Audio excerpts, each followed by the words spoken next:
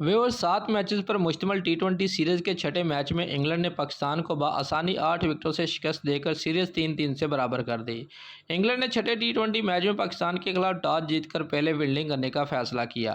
पाकिस्तान ने बैटिंग का आगाज़ किया तो ओपनिंग के लिए कप्तान बाबर आजम के साथ अपना पहला मैच खेलने वाले विकेट कीपर मोहम्मद हारिस मैदान में आए और एक छक्का भी लगाया। मोहम्मद हारिस पुरअतमाद बैटिंग करने में नाकाम हुए। तीसरे ओवर में ग्लेनसन की गेंद पर आउट हुए।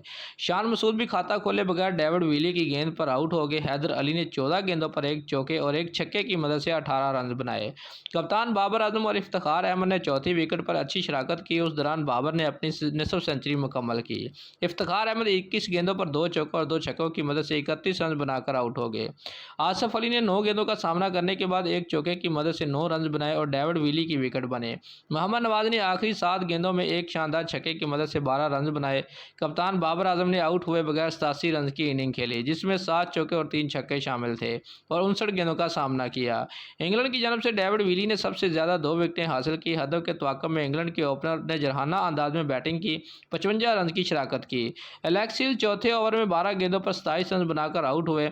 फुल साल्ट का साथ देने के लिए डेविड मिलान आए और 18 गेंदों पर 5 चौकों की मदद से 26 रन बनाकर शादाब खान की गेंद पर आउट हुए। फुल साल्ट ने बिन डक्ट के साथ शानदार शराकतदारी करते हुए 15वें ओवर की तीसरी गेंद पर 170 रन बनाकर टीम को 8 विकेटों से फतह दिला दी। दोस्तों, अगर आपको हमारी ये वीडियो अच्छी लगी है तो लाइक और कमेंट ज़रूर करें और हमारे चैनल को सब्सक्राइब करना मत भूलिए। शुक्रिया।